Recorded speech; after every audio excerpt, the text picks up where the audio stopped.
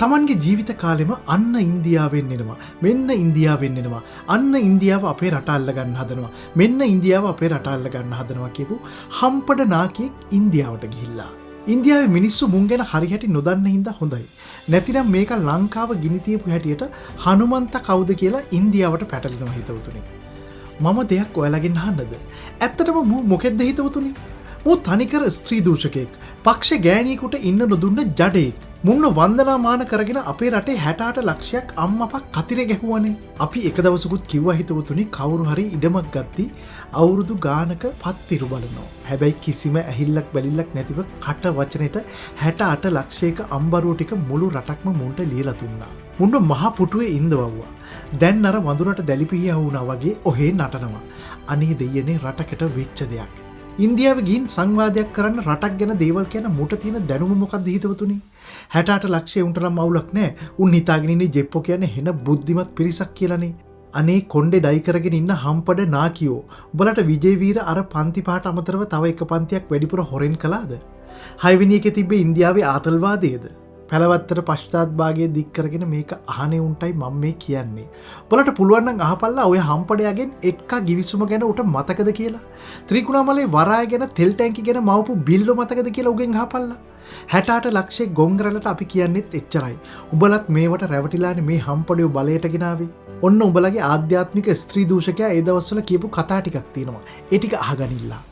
මේ වර්තමාන රනිල් මෛත්‍රී ආණ්ඩුවට ටිකක් සත්‍යයට ඇහෙන්න කියන්න මේ ජනතා විරෝධී ප්‍රතිපත්ති ජනතා මත බරපතල ප්‍රතිපත්ති ජනතා මත බදු බරපතල ප්‍රතිපත්තිය වහම නතර කරන්න කියන බලපෑම කරන්න තමයි අපි අද කරුත් මෙතෙන්ට පෞගේ කාලයක් තිස්සේ අපේ රටේ ගොවි ජනතාව නාමල් සහෝදරයත් එක්ක එකතු වෙලා හැමදැනම උද්ඝෝෂණය කරා තමන්ගේ ගොවි අයිතීන් වෙනුවෙන් අපේ රටේ දීවර ජනතාව රත්නගම්ගේ සහෝදරයත් එක්ක එකතු වෙලා ගලප්ප සහෝදරයත් එක්ක එකතු වෙලා රට පුරාම මුදුබඩ ප්‍රදේශවල උද්ඝෝෂණ කරා දීවරගේ අයිතිවාසිකම් වෙනුවෙන් ශිෂ්‍ය ප්‍රජාව තමන්ගේ උද්ඝෝෂණ කරා තරුණයන් තමන්ගේ උද්ඝෝෂණ කරා එසා රට පුරාම කම්කරු පන්ති ජනතාව අපේ උත්සවමතිල නායකත්වයෙන් උද්ඝෝෂණ කරා තමන්ගේ අයිතිවාසිකම් වෙනුවෙන් හැබැයි ආණ්ඩුව ඒවට තරම් ඇහුම් කරන බව පෙනුන්නේ නැහැ එසා අපි අද ඒ වෙන වෙනම තිබිච්ච උද්ඝෝෂණ විරෝධතා සියල්ල එකට එකතු කරලා ජනතා විමුක්ති පෙරමුණත් රට පුරාම ජනතාවත් කම්කරුවෝ ගොවියෝ ශිෂ්‍යෝ දීවරම මේ සිල්නත් එකතු කරපු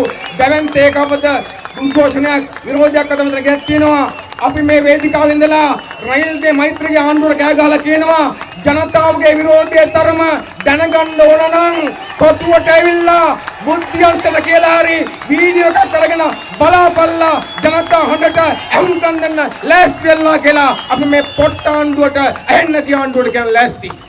උඹලට දැන්වත් තේරෙනවද මේ රට කඩා වැටුවේ කවුද කියලා?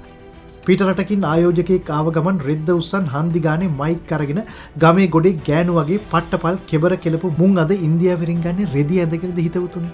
68 ලක්ෂයෙන් ඡන්දෙ දීපු එවුන්ගෙන් කොන්ද පණ තියෙන එකෙක් ඉන්නවනම් කියපල්ලා මූ එදා හොඳ නෑ කියපු ඉන්දියාව අද හොඳ වෙන්නේ කොහොමද කියලා. ඇත්තටම හිතවතුනි මට නම් හරිම සතුටුයි. මොකද කියනවනම් අමුමුවේ මුන්ගේ මේ රෙදි ගැලවෙන එකට.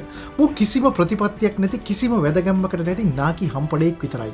අනුන්ගෙන් පිනට කකා බිබී අනුන්ගෙන් කීයක් හරි යටිමඩි ගහගෙන පාරවල් ගානේ හන්දි ගානේ පෝස්ටර් ගහගහ කිසිම රජයකට වැඩක් කරන්න නොදී රට විනාශම කරපු යවුන් දැන් ඉන්දියාව නියමයි කියනවා. මූ ගින් කතා කරන්නේ මොන භාෂාවෙන්ද දන්නේ නැහැ නේද හිතවතුනි. මේ හම්පඩයාගේ කිසිම වැදගත්කමක් නැහැ කියලා අපි බය නැතුව කියන්නේ හිතවතුනි.